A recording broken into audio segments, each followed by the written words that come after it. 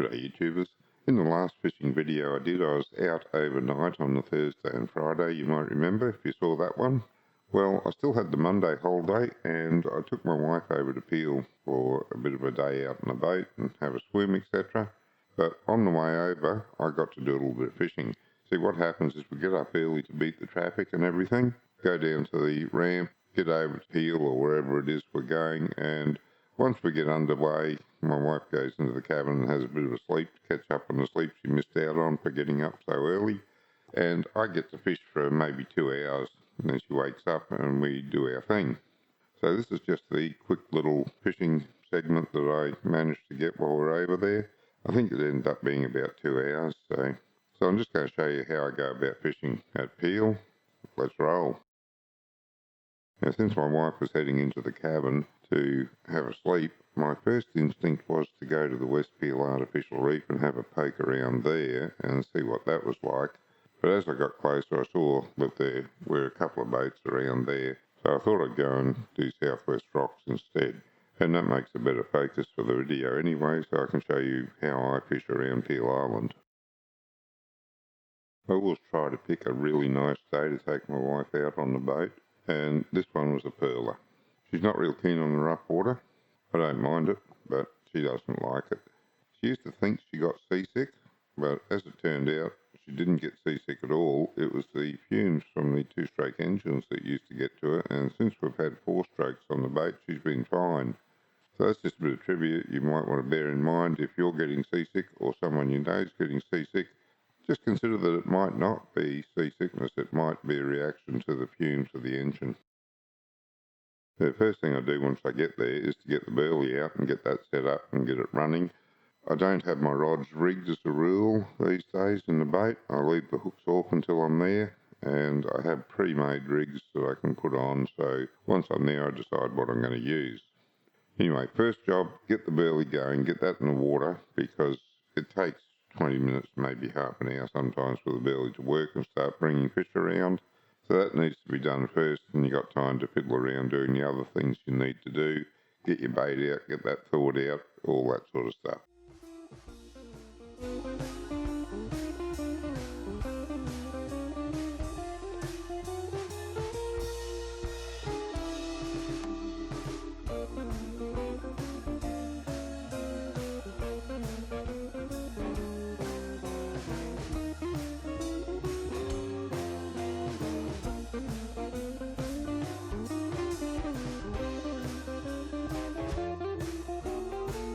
And once the burley's in, the next thing to do is to sort through my rigs and decide just what sort of hooks I'm going to put onto the lines.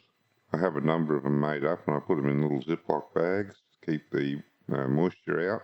That way the hooks don't go rusty or anything, and the rig's just there ready to use. I do them up with all various hook sizes and line weights, and I can just pick out what I want on the day. I've recently just started dressing up a few of them with squid skirts. I've never used them before, and it was only the last trip out, the overnighter that I just spoke about, and this trip that I've used them. I'm going to keep using them for a while because I got a feeling they actually did work and they made the bait more attractive to the fish. It's a very subjective thing, so I'm not entirely sure, but the only way to prove it is to keep using for a while and see if it improves my catch rate. This is a picture of the squid skirts that I used. I picked up a variety of colours off Mr. Bait last time I was over there just to give them a go, because I've seen them in so many other videos and I've never used them, and I thought, just try them out, see what happens. He's got them at a really good price. They're better than I've seen it in any of the shops. So if you're interested and you're over there, grab a couple and just try them out. The other thing you need to do is to get some bait ready to go. So I always get my bait out of the freezer on the morning that I'm going out and stick it in the esky so that it's still frozen by the time I get there. So I get some seawater in a bucket and throw some bait into the bottom of that to thaw out just while I'm rigging everything up. When I went out for the overnighter, I used up all the mullet I had from Mr. Bait, and I used up all the calamari heads I had from him. So I was only left with the squid and the pilchards, neither one of which worked all that well on the Thursday and Friday that I was out. I got most of my bites on the mullet and the calamari heads. I certainly got all the big fish on those 2 baits. But it is what it is. It was only a boating trip. I used the bait that I had, and that's what I had. As it turned out, it was pretty good. You know the old saying, oh, what a difference a day makes. The fish had changed their diet in the meantime. I didn't get a screenshot of the sounder, but we got there just a little bit after low tide. I went in over the edge of the reef, found an area where there was a bit of bait fish hanging around, and then came back off the reef into between 4 and 5 metres of water, and I dropped the mincoater down and spot locked there. I could have actually gone out a little bit deeper because there was a bit more reef underneath me than I usually like, and the upshot of that was a lot more snags than I usually like. Oh, and I'll just mention that if you're wondering about the orange kayak that's tied to the side of the boat, my wife thought our boat needed a tender and she wanted a kayak, so that goes with us whenever she comes out. While the fish were biting on the pilchards on this day, there's no doubt that when I got the squid out, they certainly liked that a lot better. It's a bit unusual because for a long time now the pilchards have been doing better than the squid for me, whereas going back a few years, squid was my go-to bait because they didn't seem to be that fussed about anything else. Now, part of the reason for that is that nowadays I use the Iluka pilchards from Mr. Bait, whereas in the past I used whatever I picked up. It goes to show that the bait you select can improve your fishing quite a lot. Today they like the squid, not so fussed about the pilchards, although they were eating it, but they really attacked the squid. And that's how I got the couple of fish you see next on that bait. Only seems someone's been fishing here with some fairly heavy wire.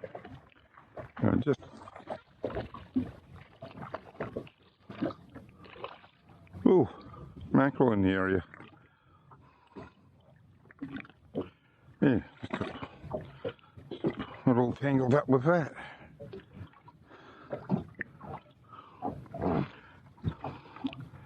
Now that's when I should have had my spin rod ready.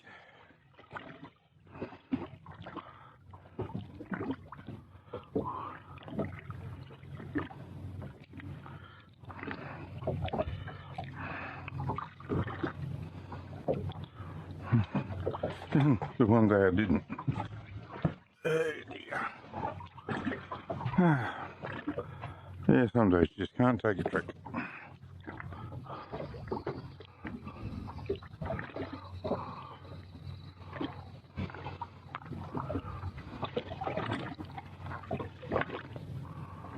Huh. Mackerel are in the area, a bit north.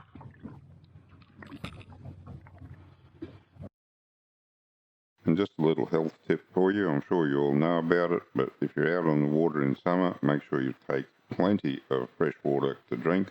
I just fill the esky with cold water, pack it with ice. And just where I was, every now and then something was chopping the surface.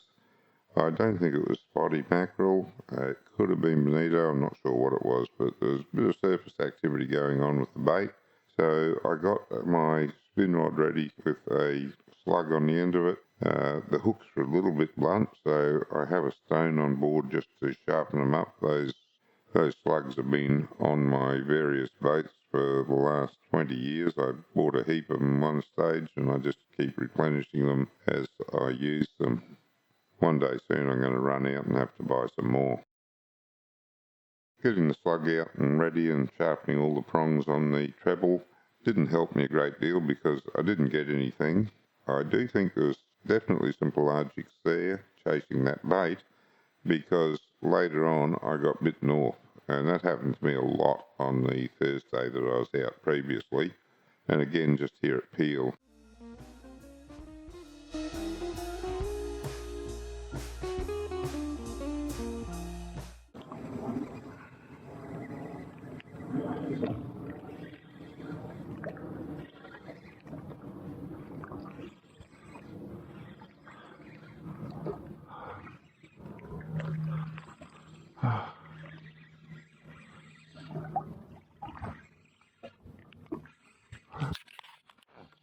Got something.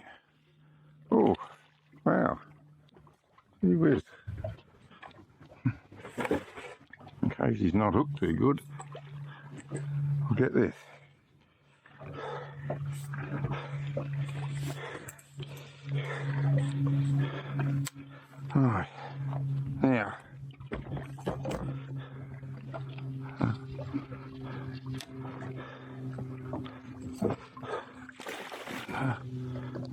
You don't like that net, do you?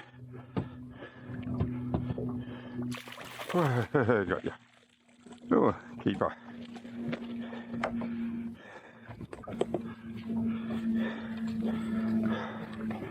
You were very quiet about that, weren't you? You weren't letting on you were hooked.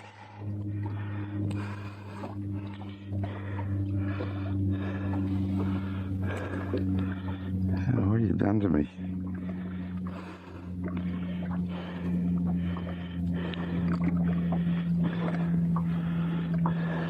That's it. Ah, there.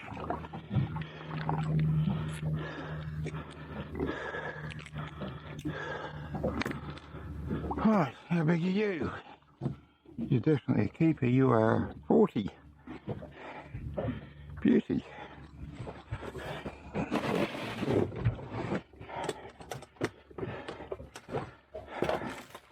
Should have more confidence in having my brain spiker out. Ready to go.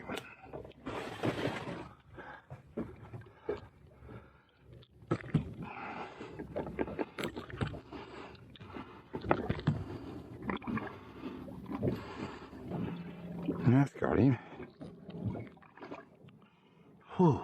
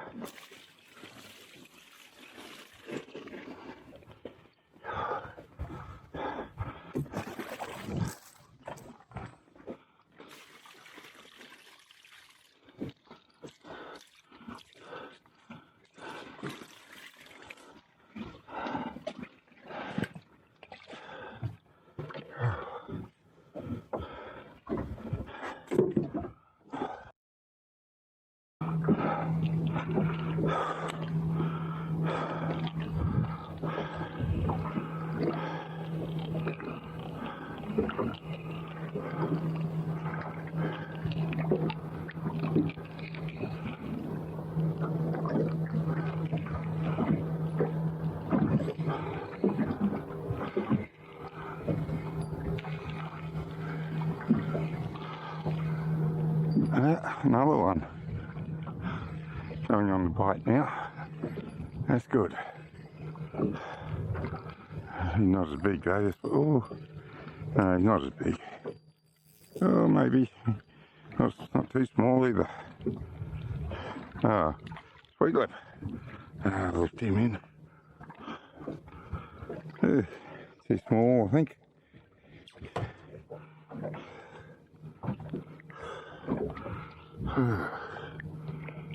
Oh, you got that. How did you get that hook down there? Well, I'll kill you getting it out, so I'm just going to cut the line. And, oh, what are you? Just 29. Alright, someone else can catch you another day.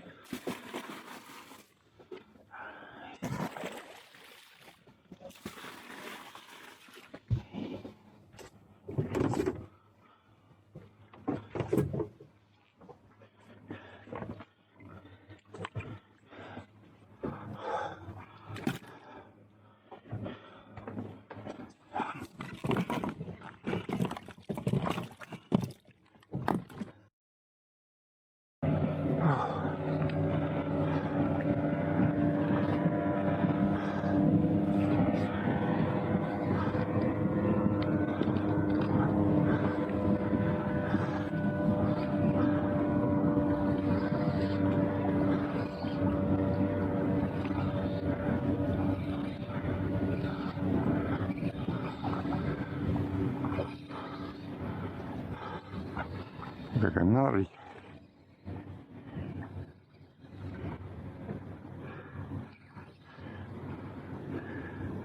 He's got me around a bit of coral, I think.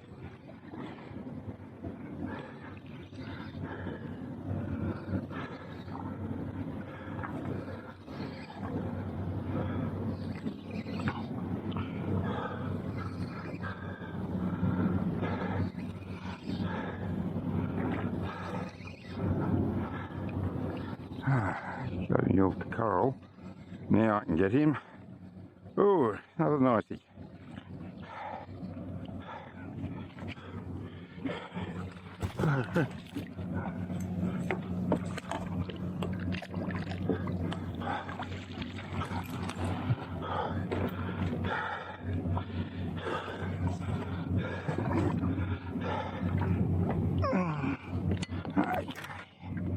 See if you can get you off without me getting jabbed, eh? If we can do that, that'd be good.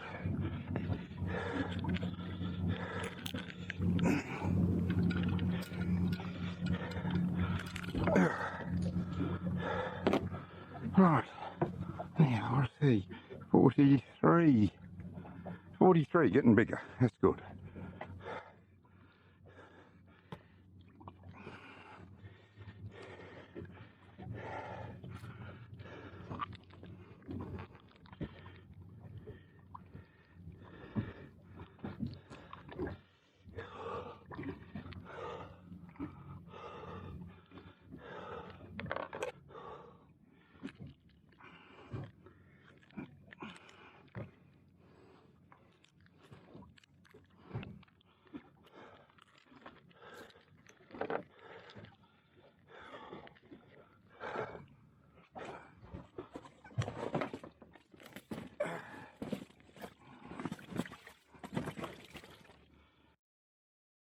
As you can see here, I managed to get a snag on the reef. I did have a few of them throughout the couple of hours of fishing.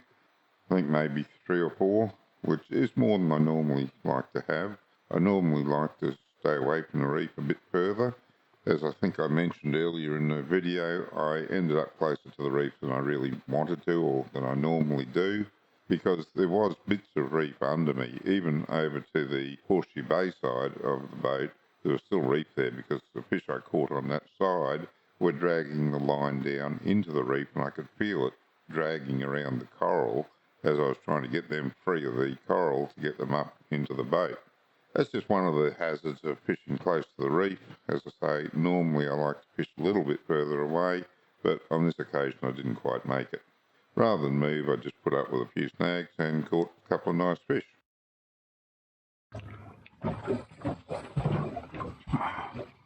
Got the bait, I think. Oh, no, got him. Yeah, might only be small, but I got him.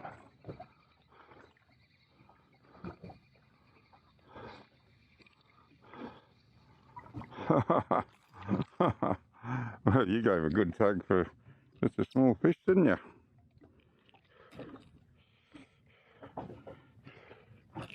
Well, man, you're off. Don't you go getting anywhere I can't get you, will you? Okay, you baby. 22. And you're away.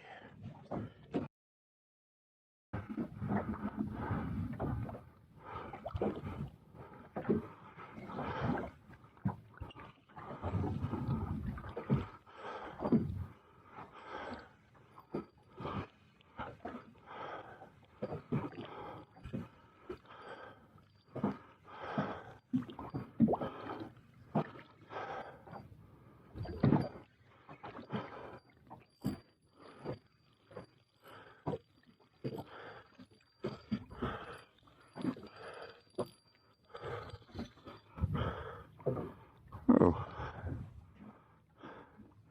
I think you might be a keeper. Oh,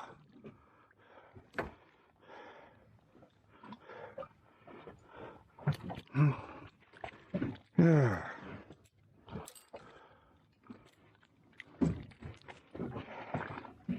Alright, well, first job's to measure you, I guess.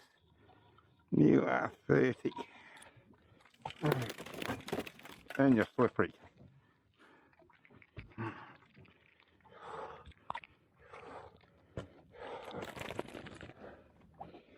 Alright, got a hold of you. Oh, no I haven't. Gee, you're a slippery bugger. Get that out of the way. He's rod back here, I reckon. Hey, what are you? You are 30? Maybe.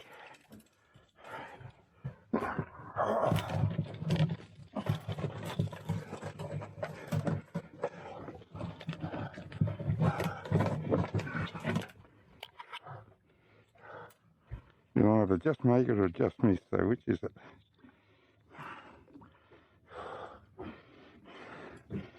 Just miss.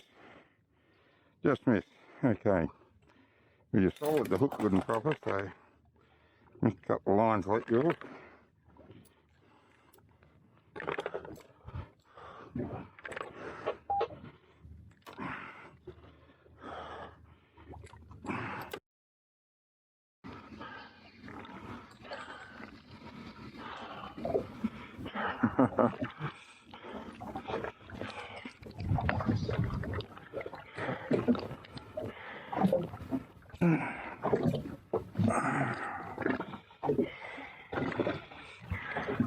Oh, he's back. Let's steal some more bait.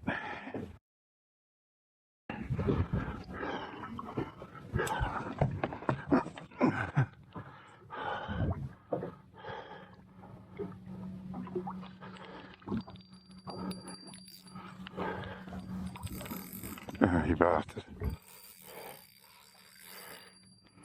Coming into the fucking reef, didn't you?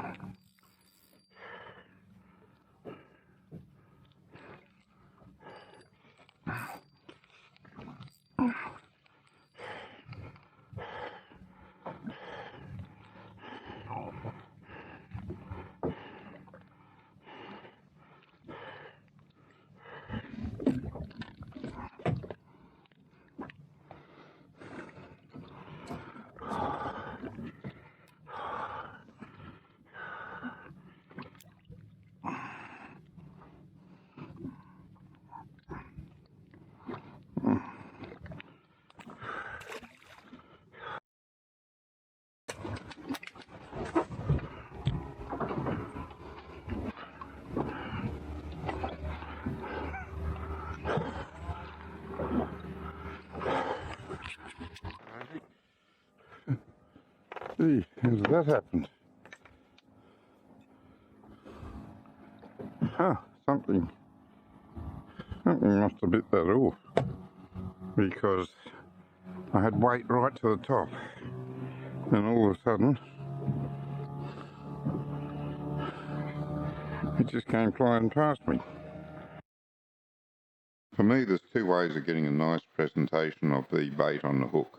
I either go for big hooks and put a whole bait on there, and I need big hooks for a whole bait because I like the barb sticking out so that the fish can get it in their mouth and get hooked. That's just obvious.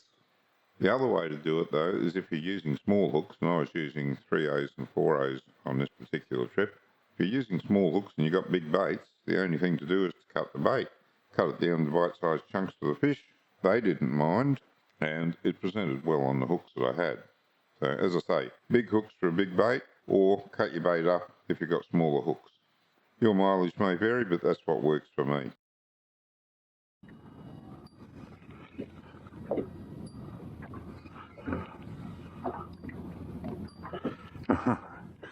So I got a bit of the reef.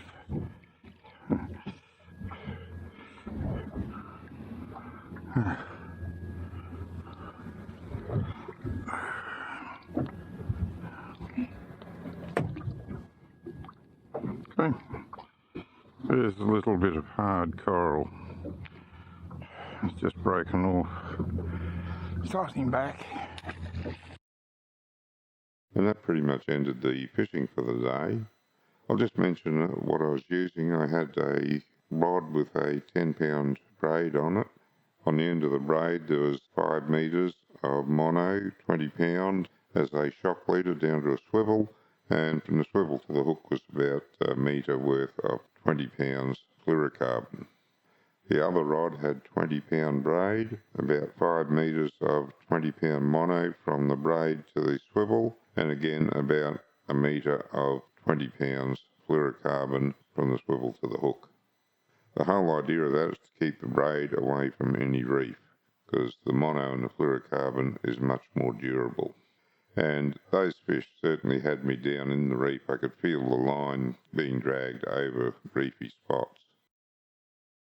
It worked out just perfectly, because by the time I'd finished fishing and my wife was due to wake up so we could go into the beach, a shower of rain came through, so I just sat there and enjoyed that. That was forecast. It was over in maybe 5 or 10 minutes, and that was the last shower of rain we had all day, or at least until we went home. And there we are, there's the 2 fish that I came home with. A couple of really nice pan-sized snapper.